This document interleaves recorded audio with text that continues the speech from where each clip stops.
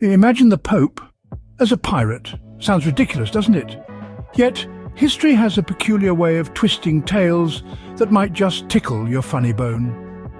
Let's turn the pages back to the year 1032, when a young man named Pope Benedict IX ascended to the papal throne. Now, Benedict was quite the character, known for his dissolute and violent nature, a far cry from the piety one might expect from a pope. But here's where it gets interesting.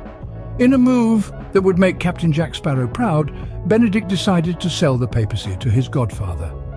Yes, you heard that right. He sold the most sacred office in Christendom. Why, you may ask?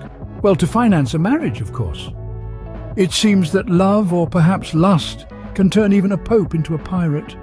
So, Pope Benedict II, the first and only pope-turned-pirate, sold off the papacy just like a pirate would sell off his loot.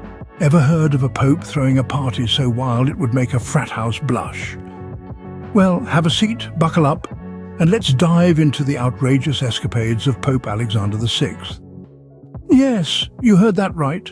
A pope, the spiritual leader of billions, was also one of the most notorious party animals in the annals of papal history. Step back in time with me to the turn of the 16th century, when Pope Alexander VI decided not just to host a party, but to redefine what it meant to party. The event in question? The infamous Banquet of Chestnuts.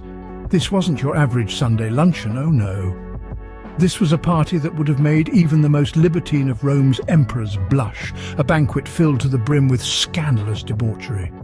So Pope Alexander VI, not just a pope, but a party pope, who knew how to throw a bash that would put even the wildest celebrities to shame. Picture this, a pope ... in a duel. Imagine the robe-clad figure of Pope Julius II, not behind the protective walls of the Vatican, but out on the battlefield. This isn't your typical image of a pope, is it? But Julius was no ordinary pope. He was a warrior pope. Born in 1443, Julius II was known for his love of battle. His passion for warfare was so intense that he often led his troops into battle himself. Yes, you heard that right. The Pope, the spiritual leader of the Catholic Church, donned armor and fought alongside his men. This was a man who believed in leading from the front, both in spiritual matters and on the battlefield. But his military exploits didn't stop there. One of the most surprising events of his papacy was his participation in a duel. Now, we're not talking about a theological debate here, but a real duel with swords and everything. It's said that Julius took part in this duel to settle a dispute with a rival leader. And guess what? He won! This was a pope who didn't shy away from a fight, and his actions earned him the nickname Il Papa Terribile, or the Fearsome Pope. It's a title that seems more fitting for a warrior king than a pope. But Julius II wore it with pride. He saw himself not just as a spiritual leader, but as a warrior, defending the church from its enemies. But Julius II wasn't just a warrior.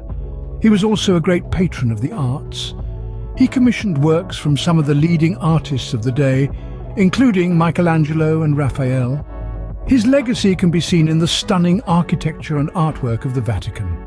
So, Pope Julius II, a pope who didn't just bless armies, but led them into battle. Now that's a pope who took spiritual warfare to a whole new level. So there you have it, 3 popes who certainly knew how to raise eyebrows. Let's take a quick stroll down memory lane, shall we? First, we met Pope Benedict IX, a man who sold the papacy not once, but twice. He was quite the entrepreneur, wasn't he? And let's not forget his tendency to throw parties that would make the Kardashians blush. Then there was Alexander VI, the Pope who loved a good shindig. His parties were the talk of the town, complete with dancing, music, and more than a few scandalous moments.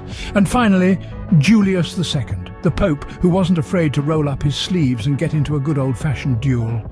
A man of the cloth with a sword in his hand. Now that's a sight for sore eyes. These popes behaving badly remind us that even in the holiest of offices, humans can and will be humans, sometimes hilariously so.